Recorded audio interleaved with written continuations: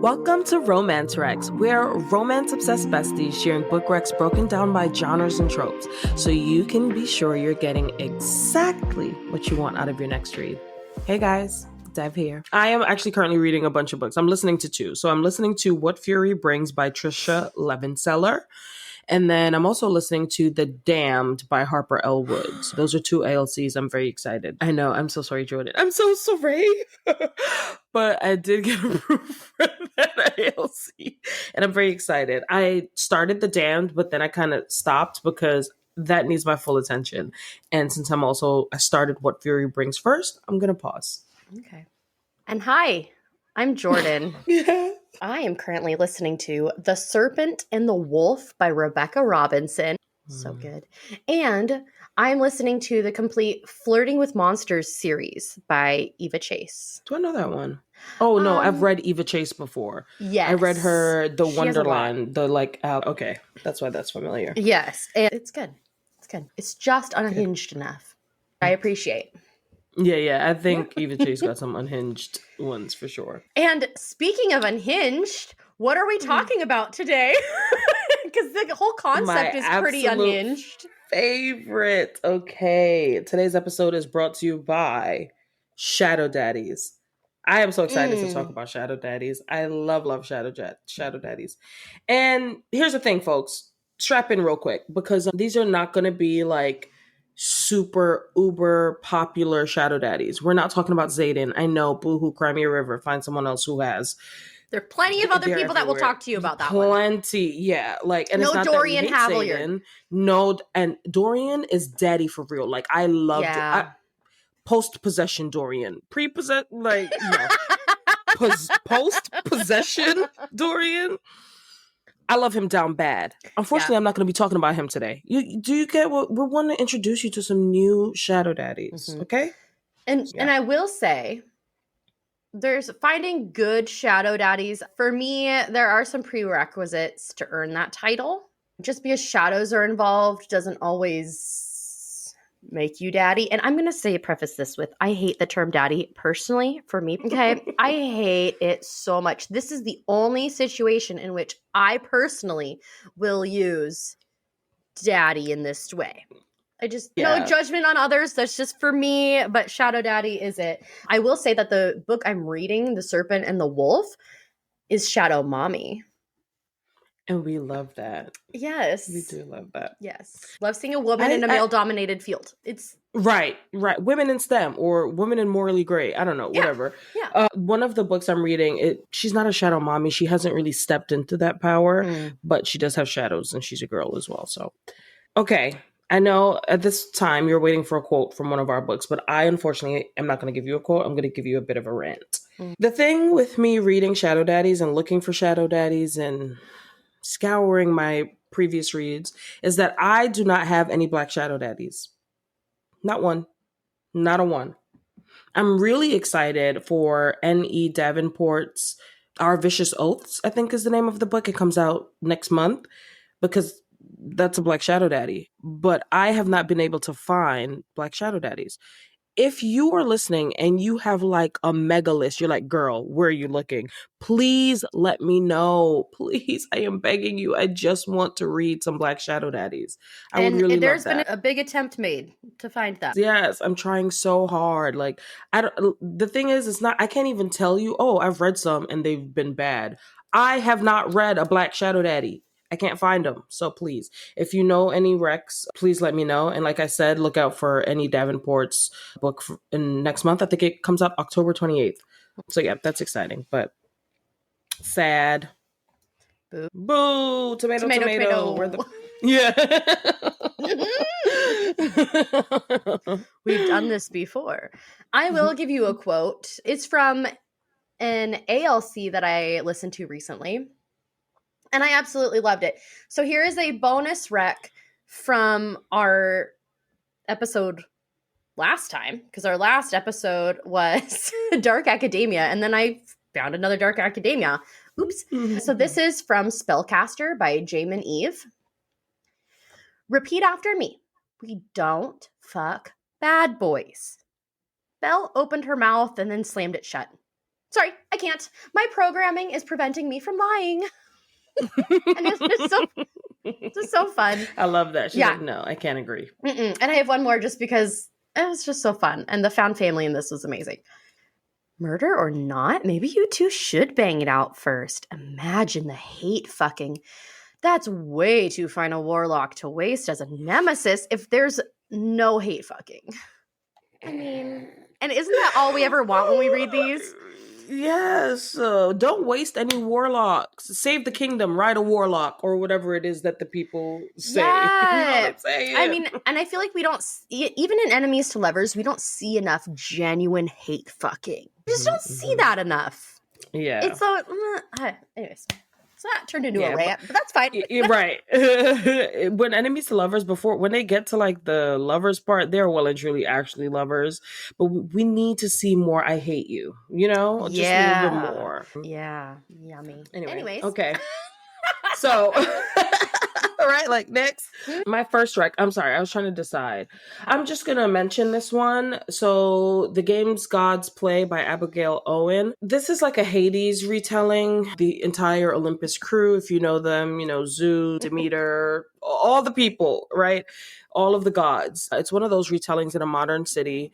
And there are trials, there's champions, there's selecting the next god king, essentially. Hades is a shadow daddy. Now, I'm just quickly mentioning him just because Hades does not use his shadows to what we expect. Of course, he uses them to be violent, but here's my stipulation for a shadow daddy. His shadows need to be used indiscriminately when killing. Like, I am talking about you touch his woman the wrong way and now you're blown to smithereens by shadows. You know what I'm saying? Like, I need him to be so aggressive with this power. And so that and the like shadow play, like that's nice. But like for me, I really need the shadows to be another character to be like working overtime. So in the Game's Gods Play, Hades, I feel like needs to turn it up a notch. There's a book 2. Hopefully we'll see more shadows in that one. I needed a little bit more. But if you are into, the whole Olympus vibe, then I think it's a pretty cool one for you to read. I really loved the challenges in that one. So, yeah. That's interesting because I have a rec from Abigail Owen. This one is The Liar's Crown, Dominion, book 1. Okay. So this one was interesting. And I have not read book 2 yet, just because I had so many other things on my plate that I had to get to. I will get back to book 2, though. Because the tag of this is some shadows protect you, others will kill you. This is about, in this world, this kingdom, every generation or two, the next queen is born. But what people don't know is that the queen is always a twin.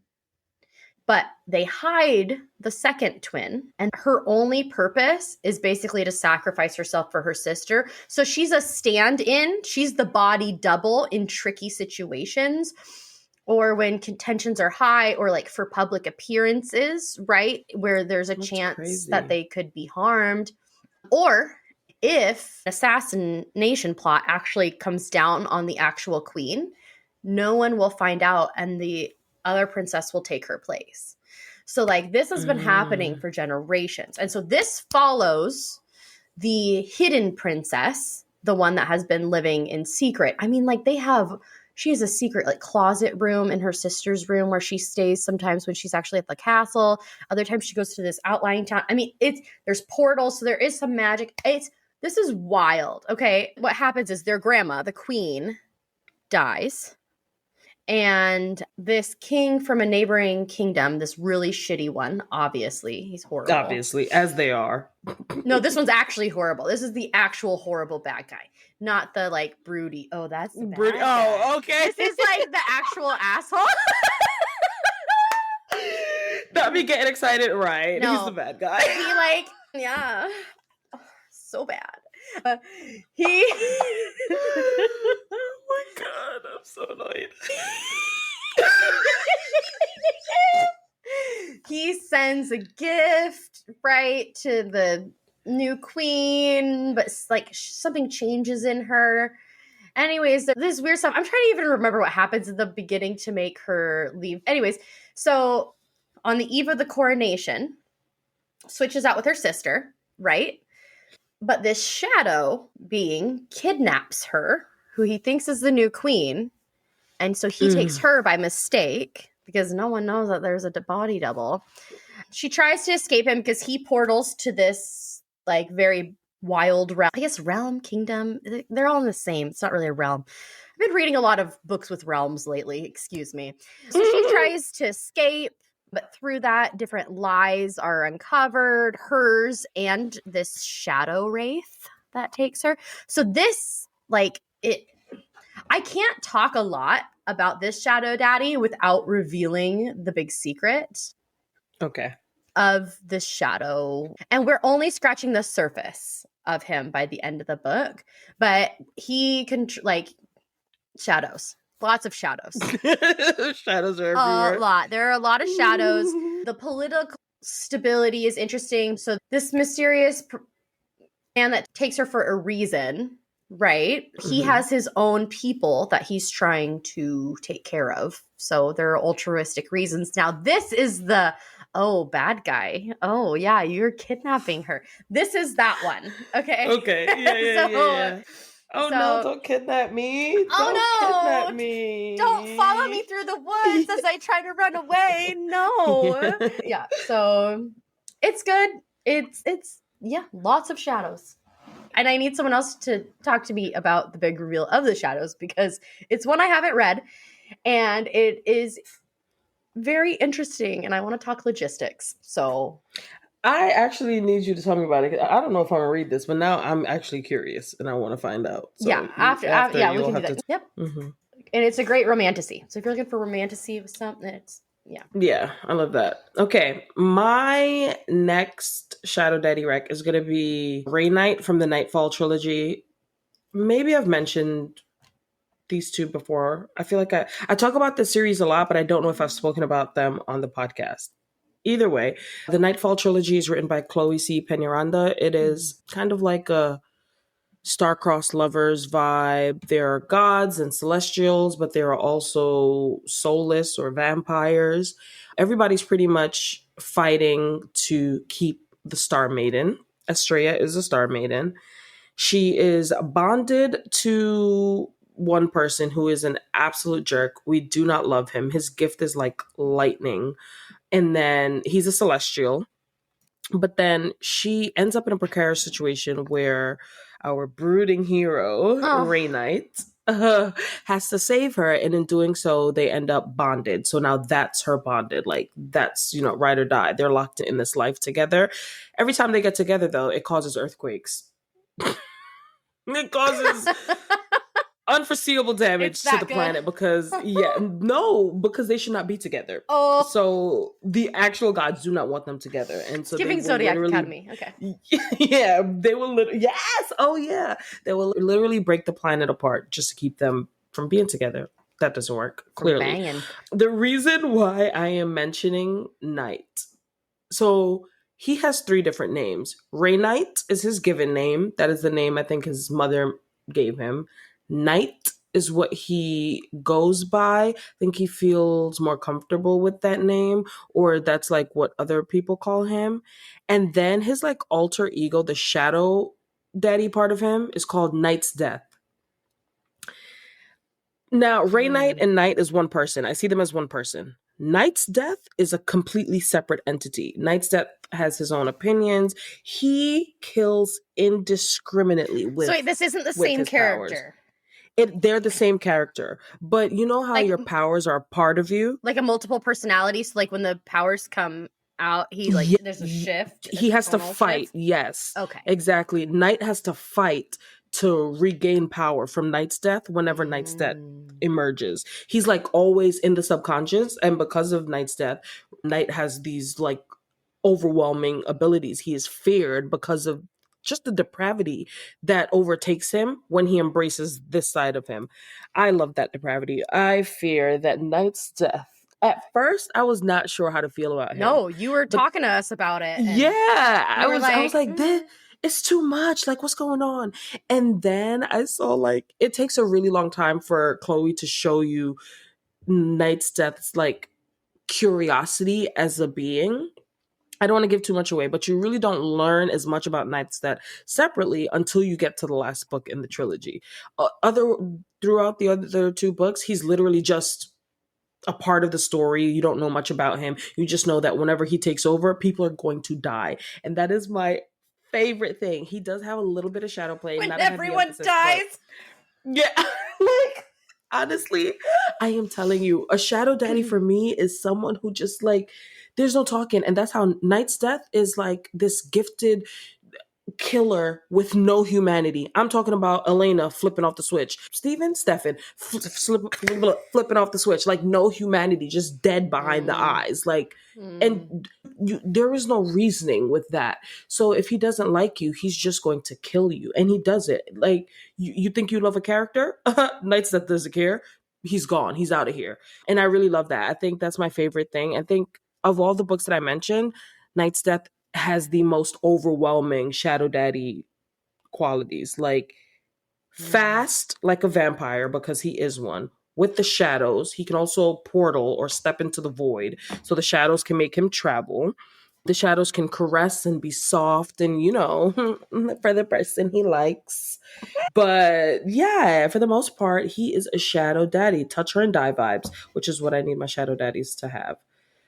And I also need the reason I mention him too is because I feel like the shadows need to have their own personality as well. Like, or just like bring an extra vibe to the story, which Knight's Death definitely embodies. Yeah. Yeah. I understand that completely. Awesome. I know. I remember you messaging us about this one, and I was so intrigued. But when we message about it, we get random bits and pieces. So I love hearing the whole reasoning. The group chat, because I'll just randomly pop in, guys, guess what? And then pop out. Guess what Knight's Death did? And I was like, I thought he was called something different. Okay, I don't understand. But this makes sense now. Okay. Perfect. All right. So for my second feature, this is one I saw on shelves for a long time. And I was always curious about it, but I never actually picked it up. And I finally listened to it, and then I just binged the whole thing. So this is A Broken Blade is book 1, and it's from the Halfling Saga by Melissa Blair. I think I gave all these books 5 stars. I loved them. Did you? Yeah, one of them I think maybe was 4 because it felt like too much filler, but I still loved the filler. I think filler has a place. Like I do. Anyways, yes. That's a whole nother thing. This is technically, I think, YA. There is spice eventually, but it's not a driving factor, right? It's the bigger plot and story and fantasy is a big part of it. But this follows Kira. She is an assassin. She is a halfling. In this kingdom, she is known as the King's Blade. So there is this assassin's like school and this whole assassin's guild almost. And she is number 1. Period. Okay, she is. But what's heartbreaking is they are there to work for the king, who has all but eliminated all halflings in all of the kingdom. And she is the one that has to go carry out this justice and basically like kill her people. And when I say kill her people, I mean like entire families. It doesn't matter how old or young. It doesn't matter who. It doesn't like, if he points his finger, she goes. You obviously learn more. If I give this 5 stars, I'm not going to give you someone that's like actually heartless. I'm going to, right? Okay. In book 1, there's a mysterious figure in the land causing some trouble for the king. He's called the Shadow. She is sent to hunt him. Okay. She has to cross into magical lands of the Fae. The king and where she's living is all humans, right? But this king has lived for hundreds and hundreds of years, and no one quite knows why, because he is a human, right? But he is not aging anymore. Right. So very shady. So she heads into the magical lands of the Fae to hunt this Shadow. But she also kind of has to figure out like who her real enemy is. She has to figure out where she wants to stand in things. Is she going to stand up for her people? Is she going to work undercover? Is she going to find this shadow? Is this shadow really, it was so good. Like the backstories and learning about these characters and the way everything unfolded, I felt like the timing was perfect. I enjoyed the larger story of it all. And you don't really get to the shadow of it until, like, you learn, like, obviously he's called the Shadow. But you don't get into the Shadow's powers until at least book 2, I'd say, and moving forward. So, because that's a part of this person's power. It is his power. And I don't want to give all these mysteries I know, away. you're like, you're trying so hard not to give stuff away. I know, but it's so good. And this MMC, and I can't even tell you who the MMC is, but he's so good and I love him so much. And then there's a moment when you absolutely hate him and you are gutted. I did not see this twist coming at all. I thought the twist was going this direction and then it took me over here. One of the biggest, like, stomach drop moments that I've ever read. So, oh my gosh, we love that. We love a surprise and a big twist. Yeah, I love feeling sick from what I read.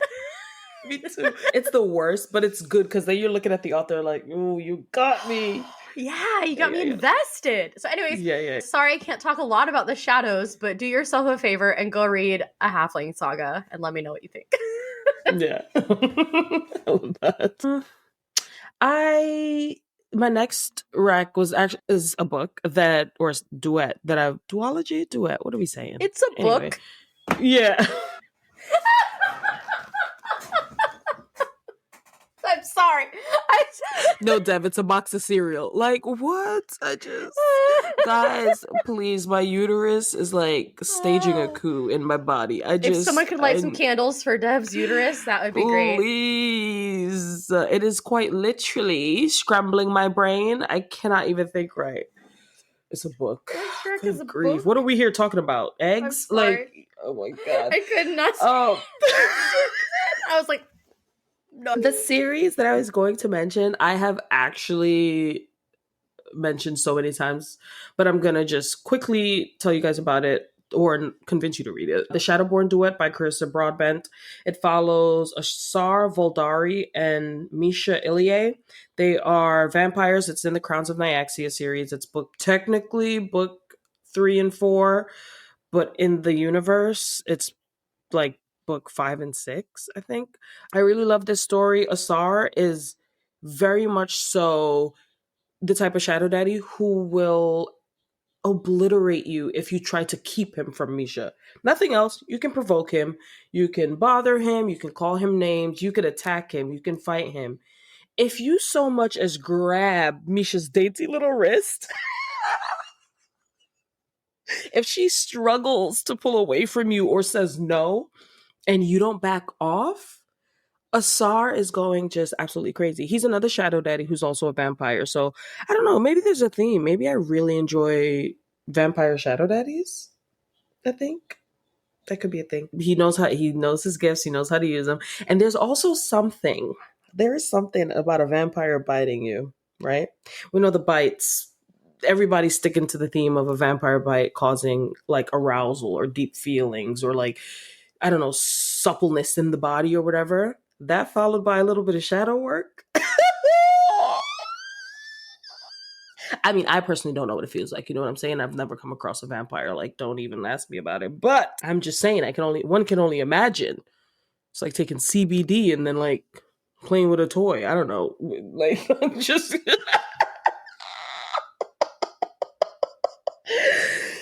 Anyway, so if that wasn't enough to go get you to read the Shadowborn duology by Carissa Broadbent, babes, I don't know what else I got for you. Go read it. Them. And you don't have to read the first two to read these or any other book, but it is wildly helpful if you do. Back to you, Jordan. Your mic is muted. Could you not hear me yelling that whole time either? No. Damn it! I saw you moving around the screen.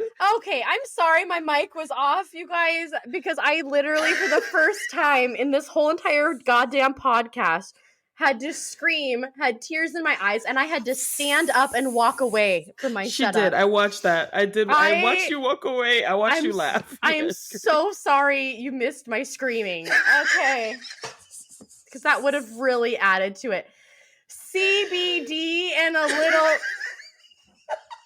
Okay, Tell me that's not what you think. That's a great segue because the entire next rec feels like you took a little CBD and played with your toy.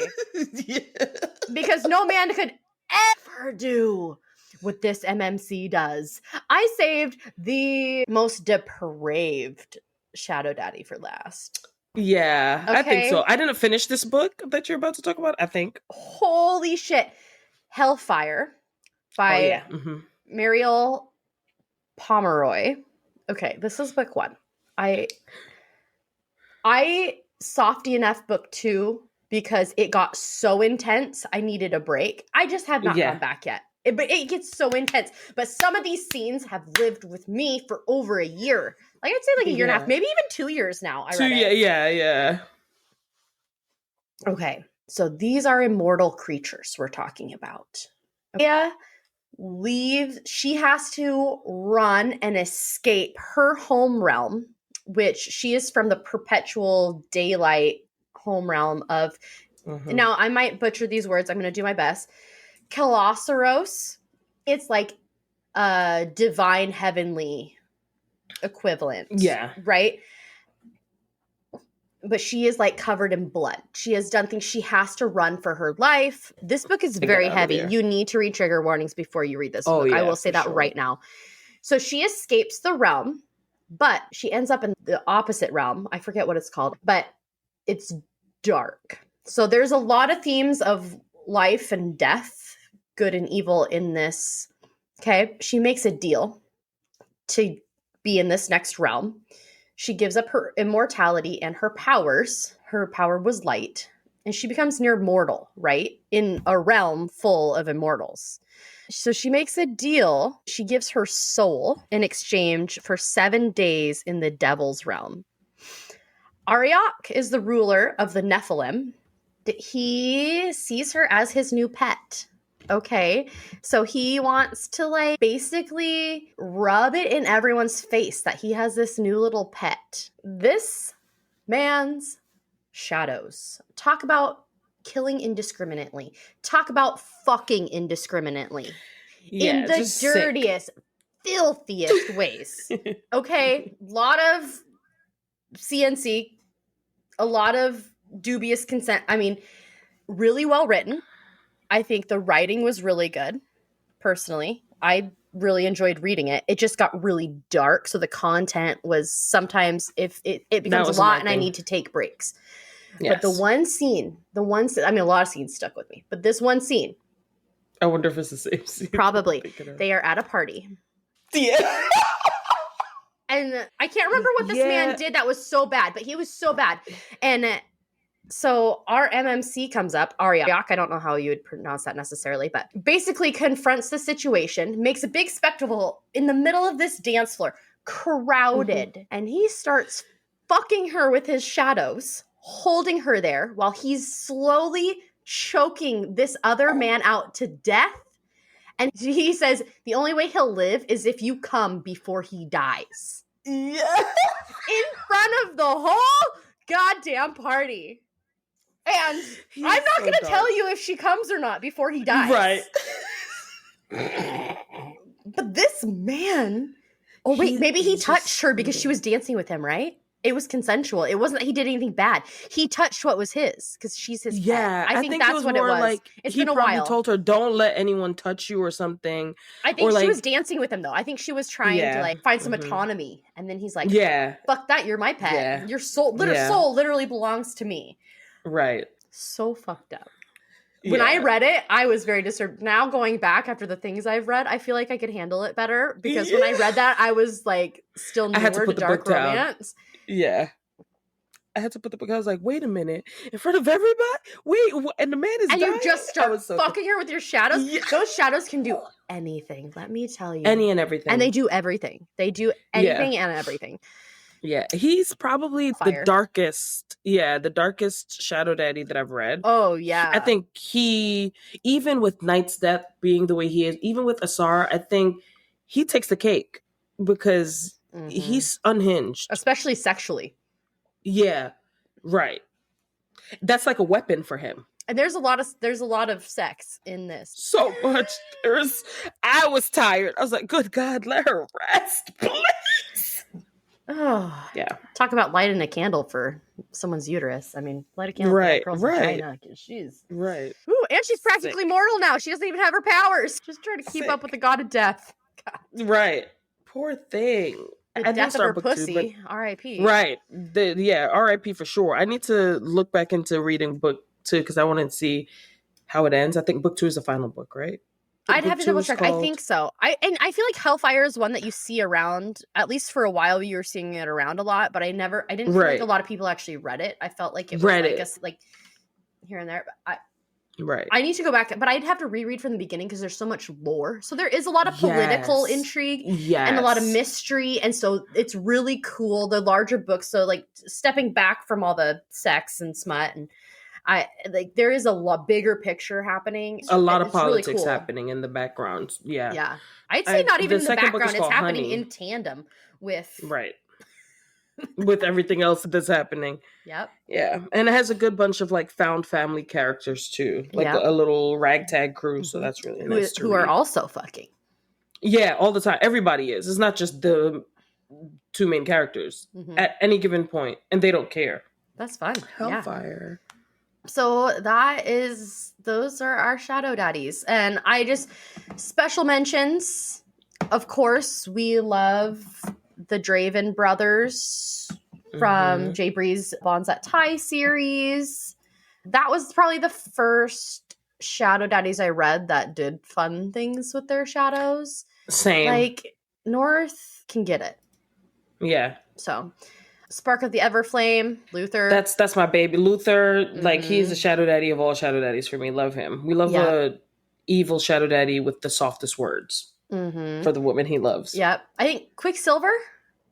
Shadows. I'm trying to remember. That book did not stick in my brain. Everyone loves it. And that book, there's like, I don't remember anything. Which tells me it wasn't that good for me. Right. And it doesn't stick in my brain. All I remember is a pool of Quicksilver. And I can't tell you nothing else. The only thing, while you were talking about the human king who's lived forever, I literally thought of Quicksilver because that's the same vibe as their queen. I forgot about that. I even forgot about that. I remember the fox. And I remember the very end. The cute little fox. Yeah, that's what I remember. I don't remember the end. Anyways, also the Daddy, what do they call him? Daddy Nix from Flesh and Fire series by J.L. Armentrout. It's the prequel series technically to From Blood and Ash. I love him. That's a but Daddy, I love him moment. And I really enjoyed that series. I've seen stuff about him, but I've never read either. God of Death. Yeah. Right. So if you know some really good indie Shadow Daddies, if you listen to this and you're like, you didn't even mention my favorite, please tell me what your favorite is. Let us know. That's honestly, that's the best way to support our pod is leave comments. Please leave ratings. Yes. Subscribe wherever you get your podcasts and subscribe to our Substack. We're going to have whole mini episodes go out to our Substack, and it's so much fun, but that's really how we can keep going as a podcast is by subscribing, commenting, interacting with us really helps us. So any way you can. Right. Please. Yeah. But list all your favorite Shadow Daddies. Yeah. So make sure you're signed up to our Substack.